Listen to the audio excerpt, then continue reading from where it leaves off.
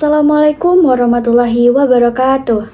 Halo semuanya, perkenalkan nama saya Intan Kusul Hatimah dari Prodi D3 Kesekretariatan NIM akhir 3003. Baik, di sini saya akan mereview materi dari kelompok 1, yaitu mengenai tugas pokok dan fungsi kehumasan. Baik, di sini saya akan menjelaskan mengenai yang pertama itu ada pengertian humas, yang kedua ada tugas pokok humas, dan yang terakhir itu ada fungsi humas. Baik, yang pertama di sini saya akan menjelaskan mengenai pengertian humas. Nah, hubungan masyarakat atau biasa disebut dengan humas adalah bidang yang mengelola komunikasi antara organisasi dan publiknya, yang dimana tujuannya untuk membangun serta menjaga citra positif. Lalu, humas sendiri berperan sebagai jembatan informasi dengan memastikan transparansi dan efektivitas komunikasi. Nah, tugasnya biasanya mencangkup hubungan dengan media, pengelola krisis, serta interaksi di media sosial.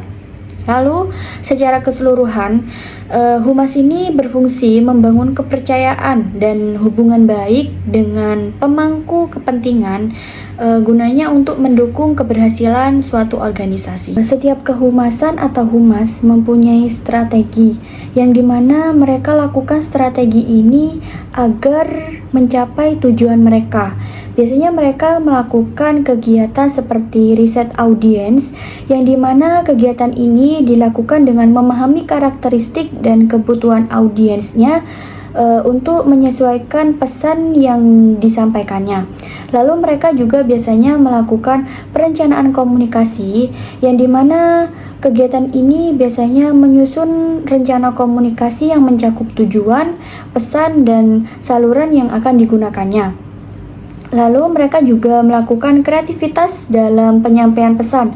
Nah, kegiatan ini nih biasanya menggunakan berbagai format seperti video, infografis, atau artikel yang mungkin bisa menarik perhatian publik. Nah, mereka juga melakukan monitoring atau evaluasi. Nah, gunanya ini untuk mengawasi respon publik terhadap komunikasi yang dilakukan dan mengevaluasi efektivitas strategi humas itu.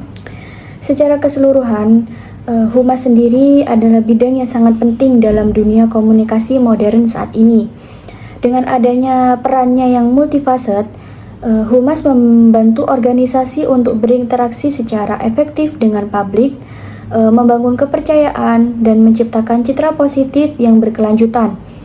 Nah, dalam era digital saat ini, kemampuan humas untuk beradaptasi dengan perubahan teknologi dan tren komunikasi menjadi semakin vital. Baik, selanjutnya saya akan menjelaskan mengenai tugas pokok humas, yang dimana pertama ada membangun komunikasi yang efektif dengan publik. Nah, humas menyampaikan informasi yang jelas, transparan, dan akurat mengenai kebijakan, program, atau produk organisasi agar dipahami oleh target audiens serta mencerminkan visi dan nilai organisasinya. Lalu yang kedua itu ada menjaga dan meningkatkan citra positif organisasi, yang dimana citra organisasi dijaga melalui narasi yang menarik, penanganan kritik secara profesional, serta pendekatan persuasif kepada masyarakat untuk memastikan reputasi tetap positif dan kredibel. Lalu yang ketiga ada mengelola komunikasi. Nah, dalam situasi krisis, humas bertanggung jawab merespon dengan cepat, memberikan klarifikasi resmi, serta bekerja sama dengan media untuk mengendalikan opini publik dan meminimalisir dampak negatifnya. Lalu yang keempat ada menjalin hubungan baik dengan media massa, yang dimana humas menjalani kerjasama dengan media seperti surat kabar, televisi, radio, dan platform digital melalui siaran pers dan konferensi pers agar informasi tersampaikan secara luas dan efektif. Lalu yang kelima ada mengelola komunikasi internal, yang dimana humas ini memastikan komunikasi dalam organisasi berjalan baik untuk menciptakan lingkungan kerja yang harmonis Nah, termasuk dalam penyampaian kebijakannya, acara internal, serta pembuatan buletin dan forum diskusi. Lalu yang keenam itu ada mengelola media sosial. Nah, di era digital saat ini, Humas itu bertanggung jawab atas interaksi publik secara real time melalui media sosial, menciptakan konten menarik, serta memantau opini masyarakat terhadap organisasi. Lalu yang terakhir, biasanya Humas menyelenggarakan acara yang dimana mengelola berbagai acara seperti seminar, pameran, dan kampanye sosial untuk memperkenalkan produk, meningkatkan kesadaran masyarakat, serta memperkuat hubungan dengan pemangku kepentingan. Baik, selanjutnya di sini saya akan menjelaskan mengenai fungsi Humas.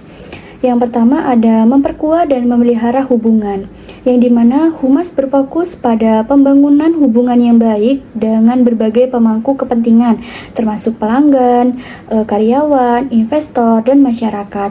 Nah, hubungan yang kuat itu dapat menciptakan dukungan yang lebih besar terhadap organisasi, serta membantu dalam mengatasi tantangan yang mungkin dihadapi di masa yang akan datang. Lalu yang kedua itu ada komunikasi dua arah, yang dimana Humas berperan sebagai penghubung antara organisasi dan publik yang melibatkan penyampaian informasi dari organisasi kepada masyarakat, serta mendengarkan umpan balik dari publik. Nah, dengan komunikasi dua arah, organisasi ini dapat memahami kebutuhan dan harapan masyarakat, sehingga dapat menyesuaikan strategi dan kebijakan yang lebih baik. Lalu yang ketiga ada pemberi informasi, yang dimana Humas bertanggung jawab untuk memberikan informasi yang akurat dan relevan kepada publik.